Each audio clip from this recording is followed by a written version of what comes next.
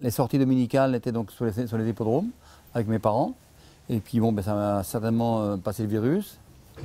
Et voilà, et pendant les vacances, j'allais chez un entraîneur proche de chez mes parents, vacances de Noël, vacances de Pâques, les grandes vacances. Et plus ça allait, bon, plus bien sûr, j'étais motivé et passionné par ce métier. Et puis voilà. À cette époque, il n'y a pas d'école, il n'y a pas d'école de jockey. Donc on faisait donc, il fallait rester jusqu'à l'école jusqu'à 16 ans. Hein. Et après 16 ans, on cherchait un patron qui rentrait dans les cordes, en l'occurrence un entraîneur de trot. Et donc voilà, je suis resté 5 ans chez M. Allaire avant qu'il m'envoie entraîneur particulier chez M. Luc. L'association avec M. Luc et M. Schmitt, parce qu'au début il y avait M. Schmitt aussi, un propriétaire alsacien. Donc ça a débuté en septembre 79.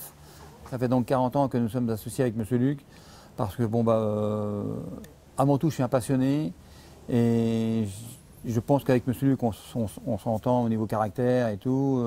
Bon, c'est un chef d'entreprise, un homme d'affaires, donc c'est pas toujours, vous savez, il est très exigeant. Hein. Et je pense que j'ai le caractère à pouvoir éventuellement composer avec cet homme, puisque bon, 40 ans, c'est comme quelque chose. Hein.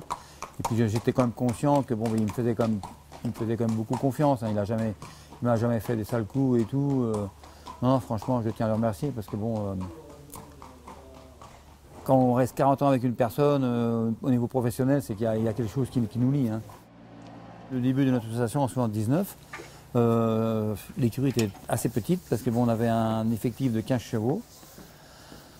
15 chevaux, M. Luc n'avait qu'avec 3 poulinières en Normandie où il payait de la pension. Et c'est au bout de quelques années, au bout d'une dizaine d'années, je crois une dizaine, 15 années, il a acheté un haras, ce haras qu'il a aujourd'hui, le haras de la Barbotière, qui ne faisait que 60 hectares et après il s'est constamment agrandi. Et puis nous, notre écurie à Strasbourg, c'est aussi agrandi. À un moment, on avait presque 35 chevaux, 35 chevaux avec une équipe de 4-5 gars. Et on était en plein dans la bataille. Quoi.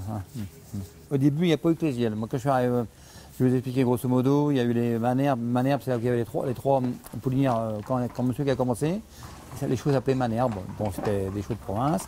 Après Alsace, bon Alsace c'était un petit peu bref.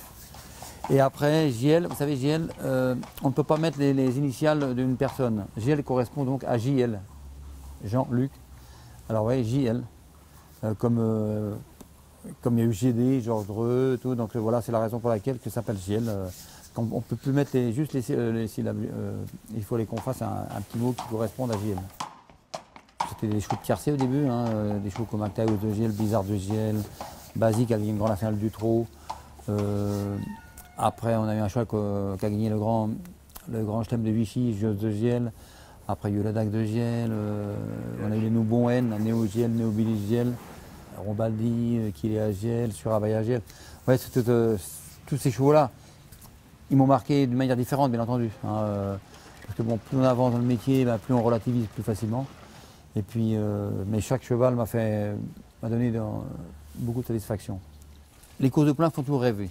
Donc j'ai gagné le prix de Vincennes avec une petite jument qui s'appelait Kiel et AGL, avec à l'époque l'apprenti maison, Julien Raffestin. Donc ça c'est vraiment une victoire qui a marqué, qui est passée un petit peu peut-être à l'oubliette parce que bon, mais elle a gagné un prix de Vincennes, c'est un groupe 1 quand même, elle a gagné avec une certaine désinvolture. Et puis une qui est très très bien, c'est le Saint-Léger des trotteurs, battant Scipion du Goutier sur Abaya-Giel, avec une arrivée superbe. Ça c'est quand même des courses qui marquent un petit peu.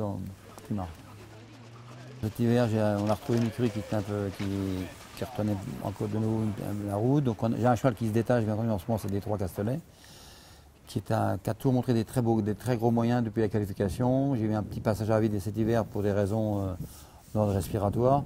Mais là, le cheval a montré vraiment ce qu'il savait, ses vraies qualités. Donc voilà, ça c'est un petit peu la locomotive de la maison, s'il ne nous arrive rien, bien entendu. Hein. J'ai Equinox Giel, qui est un très très bon cheval, un peu compliqué, mais bon, il va se faire, il va s'amender, je suis sûr. Donc ça c'est un cheval qui va aussi bien atteler que monter. Donc je fonde de grands espoirs sur ce cheval. J'ai Ezreal Giel qui est bien. Bon, dans les œufs, je ne suis pas trop mal. J'ai un bon petit cheval qui a bien gagné en fin de saison, en fin d'hiver, c'est Esteban Giel, et un bon petit poney. Ça, c'est vraiment la haut de gamme, hein. Après, bon, il y a des bons chevaux qui suivent, bien entendu, hein.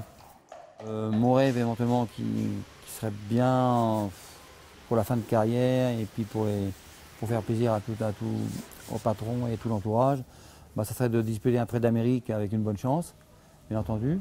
Bien que M. Luc a été comme second du prix d'Amérique avec, à l'époque, avec Ucure de Gemma, entraîné par Philippe Allaire.